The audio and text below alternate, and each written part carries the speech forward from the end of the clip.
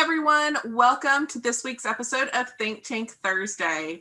I am Candy Kelly, and I am your host this week, getting to spend some time with you. On Thursdays, Trainertainment likes to take a little bit of time away from the doing, and I know it's super crazy busy out there as we head into the summer season, but we would like to spend a little bit of time thinking. And we are going to spend that time with a great guest and now a friend of mine since COVID came on. But first, I got to give a big shout out to our 2021 digital sponsors. You see them on the side there. We have Creative Works, Party Center Software, Hagar Communications, Simnox, Redemption Plus, Expert Hosiery, Embed, Schaefer Distributing, and People First. Without them, this would not be coming to you guys every single week. So we're super grateful for their support.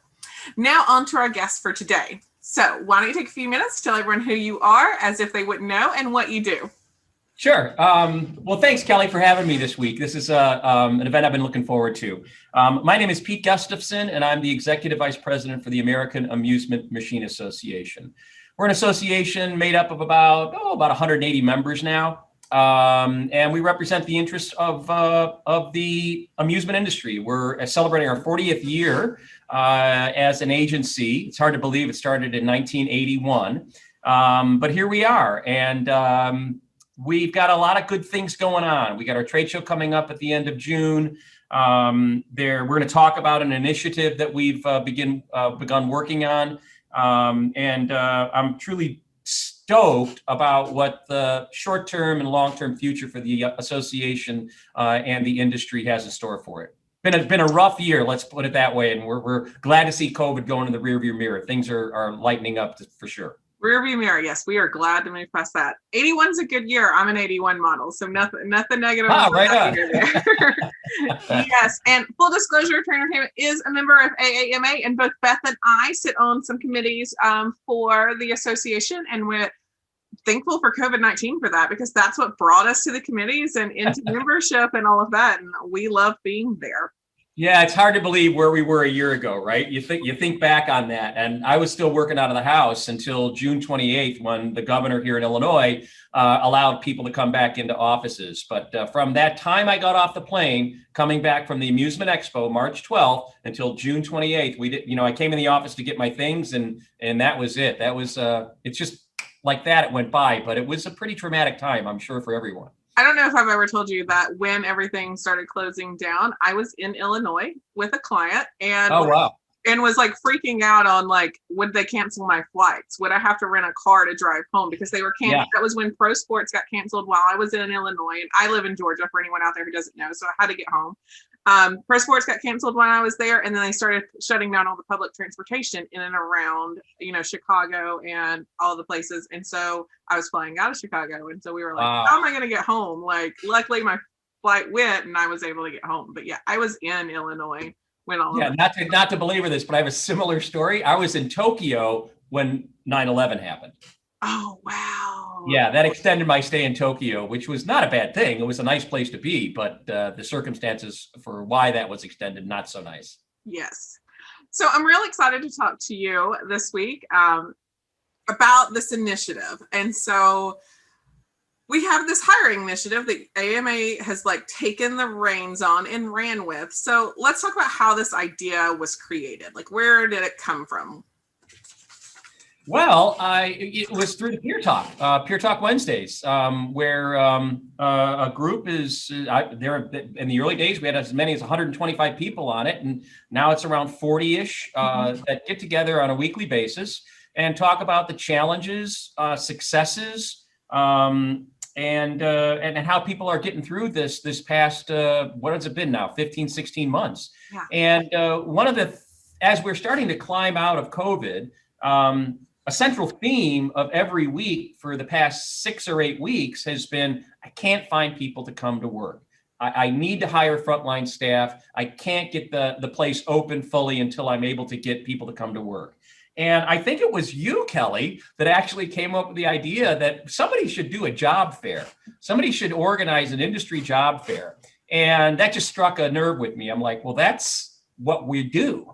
I mean, that's what an association is supposed to do, right? Mm-hmm. Help its members. And this is a critical need across all industries. When you think about anybody that's in the hospitality business is affected by this, whether it's hotels, restaurants, and clearly family entertainment centers. And so investigating this further, finding out some of these folks, Maury's Pier, they're looking for 1,500 employees to open. A water park that joins the Pier Talk, they're looking for 150 people today. It just seemed like it was laid out for us. There's a need here. And so that's where it all started. We're getting ready to launch the initiative, coolfunjobs.com. I'm really excited about where we've taken it from the concept to where it's going to.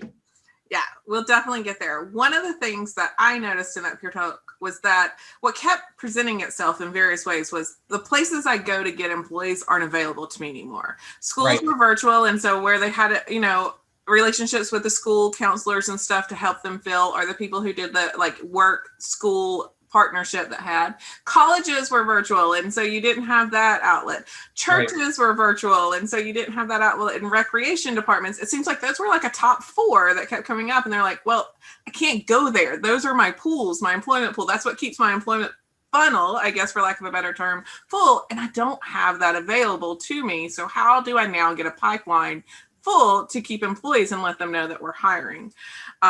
And so I do remember emailing you almost immediately after Peer Talk and being like, here's my 4 ideas for how I think that this can do. And you were like, of course I should have known because you're awesome at what you do. You were like, I'm already on it. I'm already there. So that's awesome. But so that got your brain on fire. And so you wanted to create this plan. How'd you bring it all together? What were the steps that you took to get us to where we are right now, which we will tell everybody where we are soon, Well, really, it was just getting people that were passionate about it and had who could help us out. And that group includes Rob Davey, who's helped us with the website. He runs laser tag centers up in Edmonton, right? Edmonton, Canada. Cheryl Bindleglass from Cheryl Golf. Great marketing mind. So she's been instrumental in working with our staff here. Alex Richdorf, who's our marketing genius here, she can work the computer and create all kinds of great graphics. Don Marshall and yourself. Don Marshall from Marshall Productions. Don's, if you're not familiar with Marshall Productions, if you've seen a photograph of Michael Jordan from the days of the Bulls championship runs, he probably took it.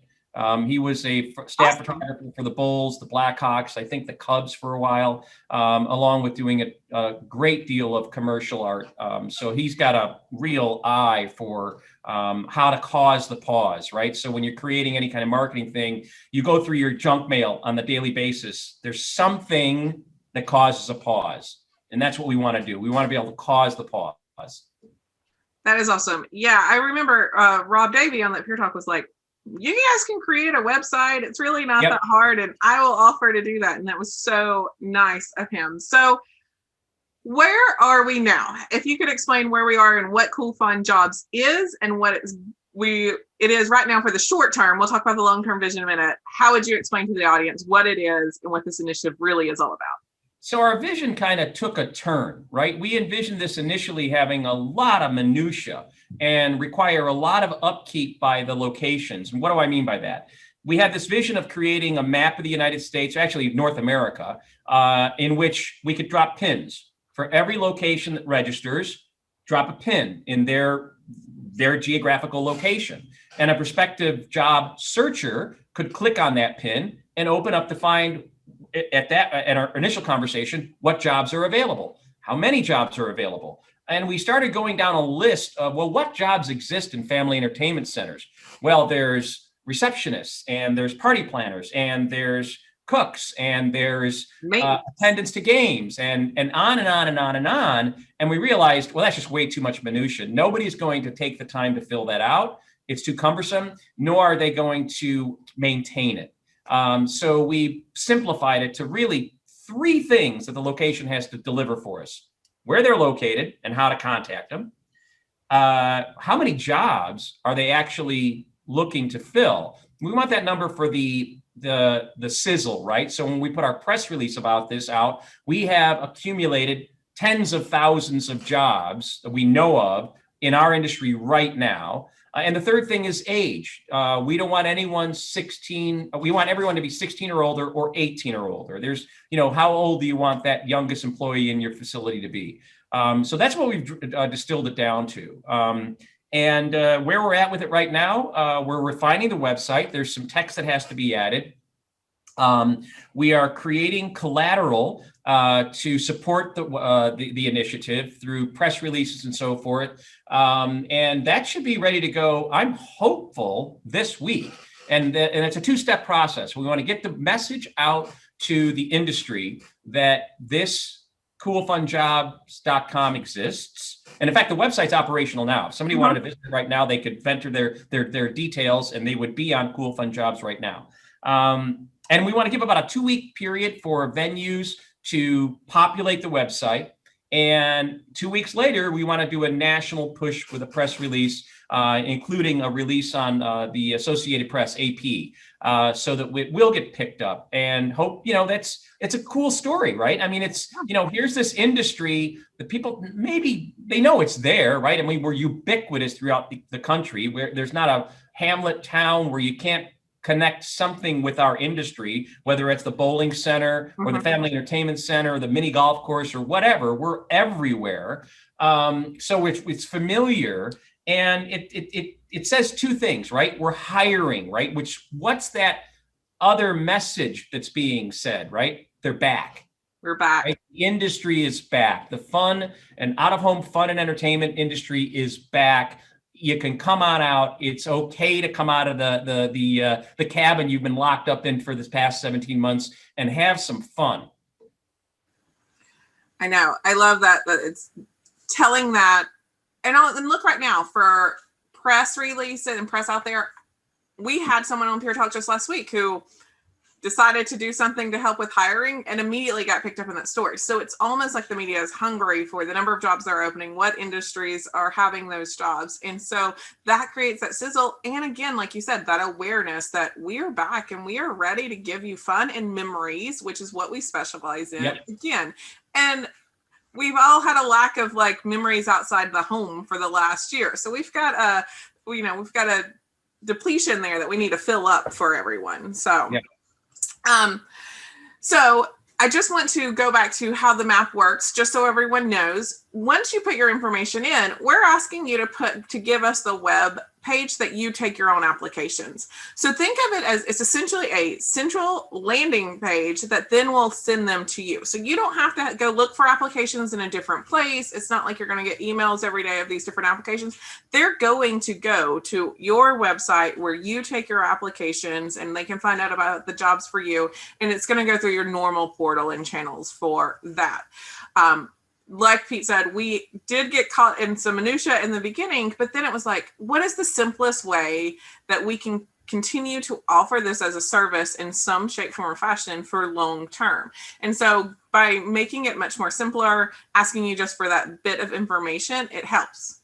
Yeah, and to that point, Candy, another concern was having to update information, and we would have no way of knowing when a job search was completed or a particular job was fulfilled. That would be required of the location owner to actually go back and update that. We don't put that burden on them. And the fact of the matter is that as we continue the conversation, we realized these venues are always looking to hire. Now, they might have full staff for a period of time, but those kids are going to go off to college and they're going to find a new career. They're going to graduate and they're going to go do whatever they were meant to do in their life. And you're always going to have that turnover. So having that information live on coolfunjobs.com is not a bad thing. Perhaps you're not hiring at this minute. You're a location owner not hiring at this minute. It's okay. I'll bet you'll take that application and let them know, we don't have anything for you now, but you seem to hit all the right buttons. So we'll come back to you in the spring when we're back in our hiring mode and perhaps have something for you then.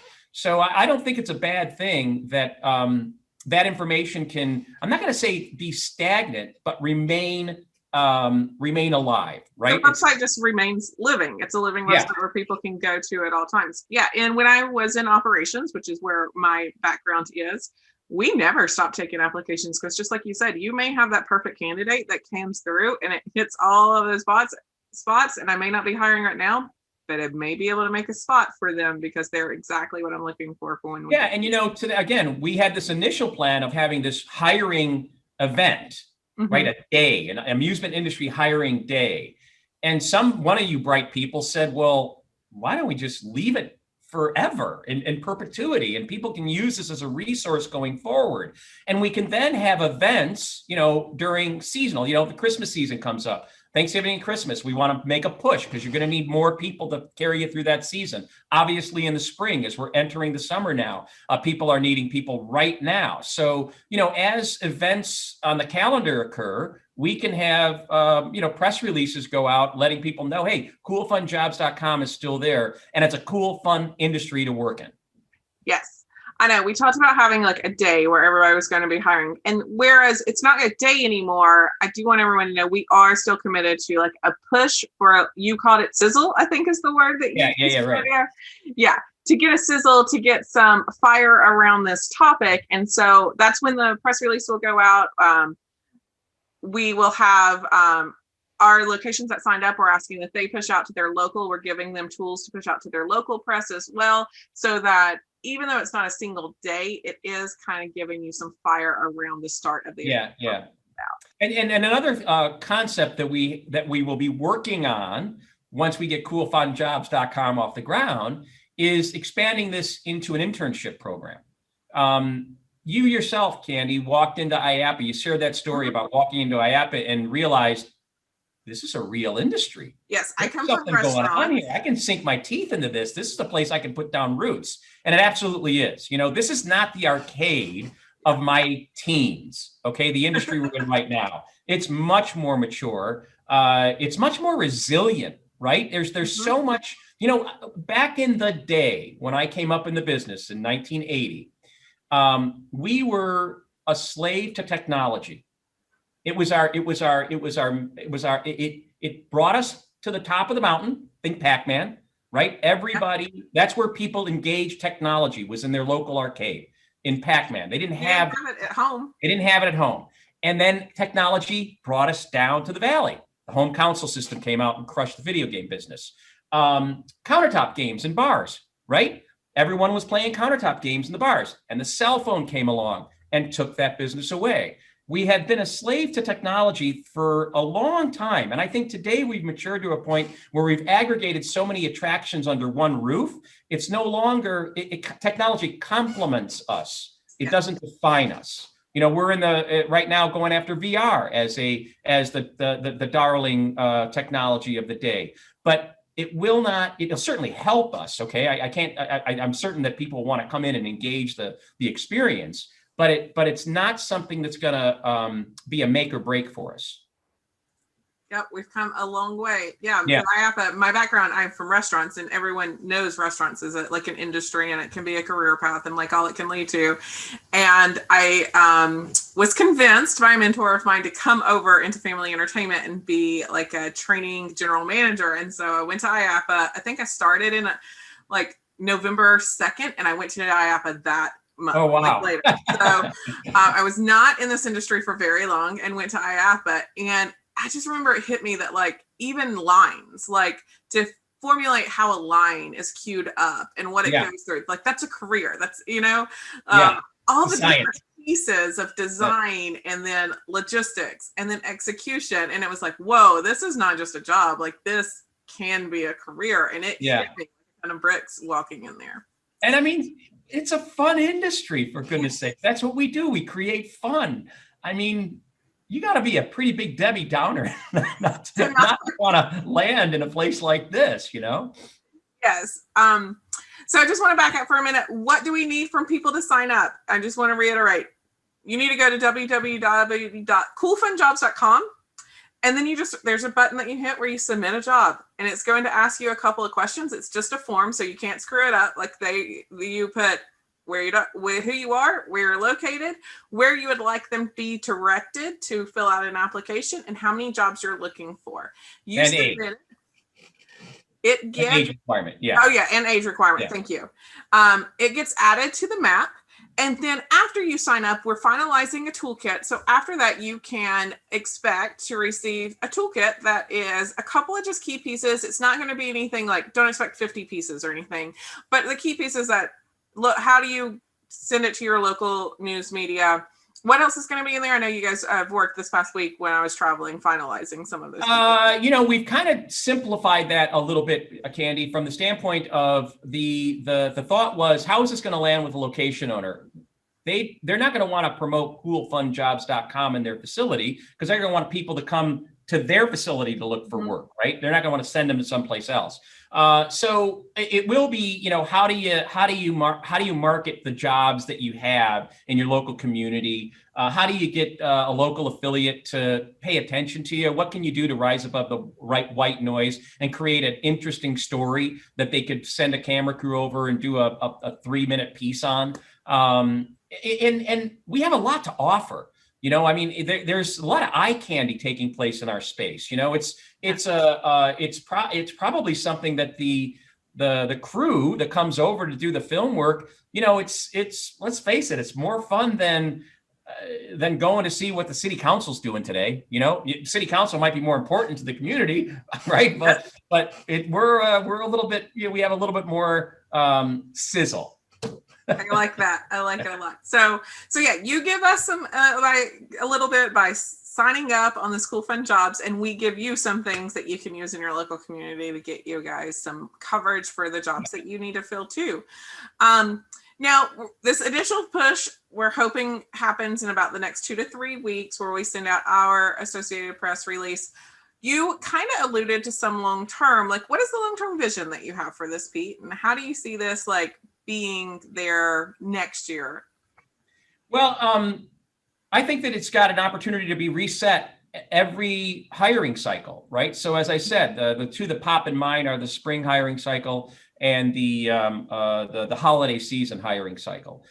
So I think we have an opportunity to do a national push through the media resources we have to get this thing launched. And we'll do it internally for the industry and say, hey, maybe you just opened your location, you don't know about coolfunjobs.com, but here's a resource that's available to you. And I want to stress, we had a conversation early on about, should this require a membership in an industry association? I was going to ask this question, yeah. And the reality is that we have a mission to help the industry. And so take your industry hat off for a moment, put on your industry hat, and realize that, when the tide comes in, it lifts all the boats in the harbor. Perhaps this kind of activity, participating in it, benefiting from it, gives you some insight into what's the value of being a member of a trade association like AAMA, and what we can do for our members above and beyond collect annual dues. Yep. And also, you mentioned a little bit about you have hopes, and you and I have had some conversations about this, about creating an internship program that is kind of industry wide, because it is not, there are some mentorship programs. I know that there's a VR mentorship. Some people spoke at a trade show about other mentorships, but there's not really a true industry internship where people can be exposed to, like you said, that this is a career. Yeah. Because what we're looking for in coolfunjobs.com is frontline workers. Those are the hourly guys, they're seasonal employees a lot. And so that's what we're trying to facilitate with coolfunjobs.com. The internship raises that to something more where you're considering this industry for a career. What would I say? A more ready employee who's made some kind of career path decisions and maybe wants to put a toe in the water to see, is this really what I want to do with the rest of my life? But certainly at a point where they're more than just needing a paycheck so that they can, go out on the weekend with their friends, Yep. I'm very excited to see how that all comes together. I know that's like the baby idea coming from this is the stepping stone to make those future things happen, which is super fun. Also, while I have you on here, AMA and AMOA have Amusement Expo coming up. So are you excited? Are you getting ready for that? I am absolutely jacked. Yeah. The first trade show in Las Vegas was held, and this is a little ironic, I have to say, it was the tobacco trade show, which was held last week. And it was a resounding success based on the reports I saw, the news reports and the local Las Vegas affiliates. We gathered some of that information and brought it back. Our show management team was out there to observe what was the protocols in place. It was mask required to enter the facility. They had staff from the convention center that was enforcing that. So, people inside the show who aren't affiliated with the convention, they're just attending the convention. They don't have to worry about being enforcers. The convention center is providing that for them. That's super nice. Yeah, and to be perfectly honest with you, it's the jury's still out as to what's going to happen in the end of June, as to what those requirements are going to be. A giant trade show is coming the middle of June to Vegas, the Concrete Show.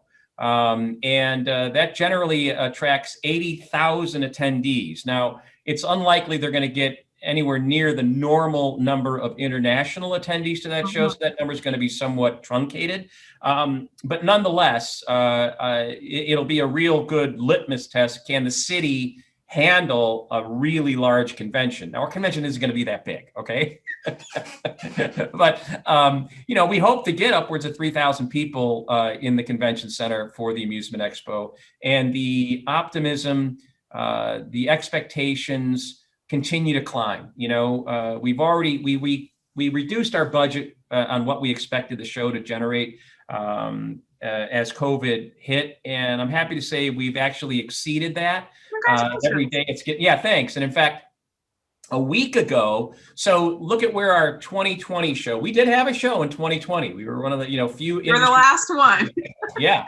And 60 days out from that show, which is where we're around 60 days out from that show, compared to this year, our registration is up 56%. So that's for attendee registration. So for those of you that are considering to exhibit and you're kind of on the fence, I'm not sure, should I go? Are there going to be people there? Emphatically, people will be there. That's super exciting. It will be a busy month in June for this industry. We have our very first in-person conference coming up the first week of June. It's June 2nd and 3rd, and it's in the Dallas-Fort Worth area. It's our Business Growth Conference, and we are so excited to see people again. Yeah. And then Bull Expo, and then Amusement Expo. So if anybody was questioning, are we back as an industry? I think that answers it. Yeah, and there was a real concern about who was going to be the last one out of the COVID hole.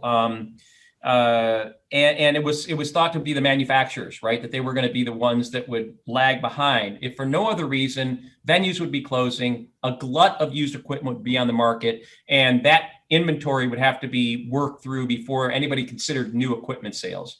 Try to find a late model quality used amusement game today. And you're going to find it's really hard to find. And if you do, you're going to be paying top dollar for that used piece of equipment. So, and this is true, I've had that confirmed from operators, from distributors who are trying to set locations. They have a list of games that they want to put in a location and they can't find the equipment. So I think that the period of time manufacturers are going to be on the sidelines waiting to turn on their machines is going to be shorter than pessimistically originally expected. The challenges they face now are supply chain challenges. And that's true globally. I don't care if you're Walmart, Amazon, General Motors. Look at the car industry. If you want to buy a car, like either buy it right now or you're pretty much waiting until because of the microchip. We got my wife a brand new used car, and believe me, that was more than I wanted to pay. Yes. But yeah, so that's the challenges they're facing, and hopefully that is short term. But it's not going to be. I don't believe it's going to be a lack of demand for the quality product that they're manufacturing. I would agree. All right. So we've come to the end of the time, and you know what the question is. I think you've answered it before, but it changes sometimes. So what are you currently doing on an ongoing basis to help yourself and or others grow? Oh man. It hasn't been much time for that this last year and a half, right? It's been reactionary. We have, as an association, I think as an industry, been forced into crisis mode, which requires reacting to that fire in your trash can on a daily basis, right? Going forward, I think that the things that we as an association are doing, that we're trying to do, is to expand our educational outreach. There was a time when our educational program focused exclusively on the Amusement Expo. And I recognize that there's a lot more that we can pick from, and a lot more opportunities for us to bring the knowledge and experience of our engaged membership to share with the industry. And so we're working toward resetting FEC Connect, a program we started a couple of years ago, a very successful program that we had to shut down because we couldn't get together. And that's a day where we show up in a pre-selected family entertainment center and host a day of really roundtable conversations and exchanges with the community. And those have been really remarkably successful and positive events. So we'll continue with those. Continuing to fight the fight on Capitol Hill. We've got a June 16 date for a virtual trip to the Hill. According to our lobbyist, Denton's, the Capitol Hill itself won't be open for visitors until sometime in September, if then. That's those are some of the things we're working on. Myself, I keep playing rock and roll music as loud as I can. I try to get a run in on every so often, and maybe spend some time with that dumb dog of mine.